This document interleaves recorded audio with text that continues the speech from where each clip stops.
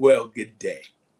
We continue our Bible reading in the book of Matthew, the 26th chapter, part B, verses 45 to 75.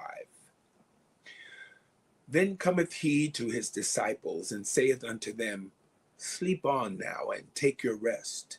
Behold, the hour is at hand, and the Son of Man is betrayed into the hands of sinners. Rise, let us be going. Behold, he is at hand that doth betray me.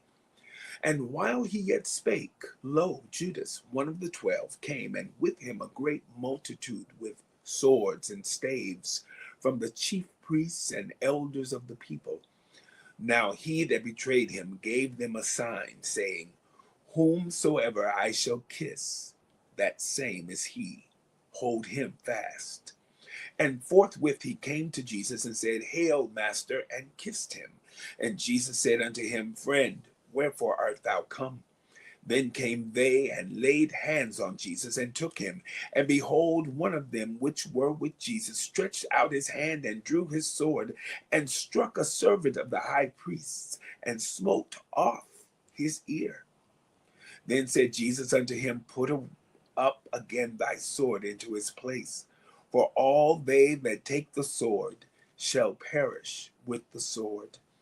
Thinkest thou that I cannot now pray to my Father, and he shall presently give me more than 12 legions of angels? But how then shall the scriptures be fulfilled, that thus it must be? In that same hour said Jesus to the multitudes, Are ye come out as against a thief with swords and staves for to take me? I sat daily with you, teaching in the temple, and ye laid no hold on me.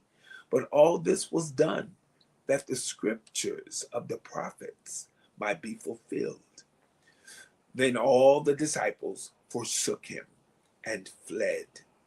And they that had laid hold on Jesus led him away to Caiaphas the high priest, where the scribes and the elders were assembled. But Peter followed him afar off unto the high priest's palace, and went in and sat with the servants to see the end.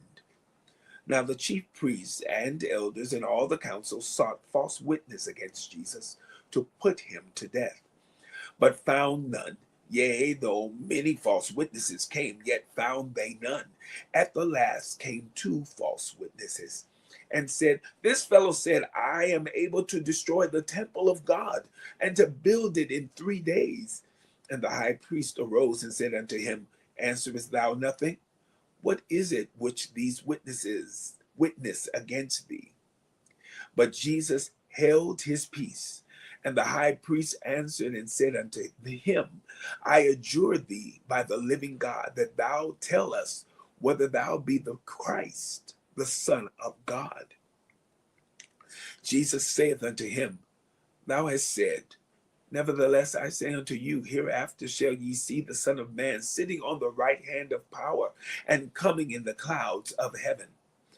Then the high priest rent his clothes, saying, He hath spoken blasphemy. What further need have we of witnesses? Behold, now ye have heard his blasphemy. What think ye? They answered and said, He is guilty of death. Then did they spit in his face, and buffeted him, and others smote him with the palms of their hands, saying, Prophesy unto us, thou Christ, who is he that smote thee? Now Peter sat without in the palace, and a damsel came unto him, saying, Thou also wast with Jesus of Galilee. But he denied before them all, saying, I know not what thou sayest.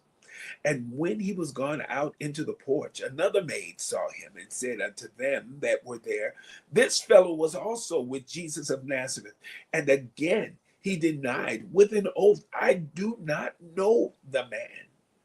And after a while came unto him they that stood by, and said to Peter, Surely thou also art one of them, for thy speech bewrayeth thee. Then began he to curse and to swear, saying, I know not the man. And immediately the cock crew. And Peter remembered the word of Jesus, which said unto him, Before the cock crow, thou shalt deny me thrice. And he went out and wept bitterly. The book of Matthew, the 26th chapter, part B, verses 45 to 75. Have a magnificent day.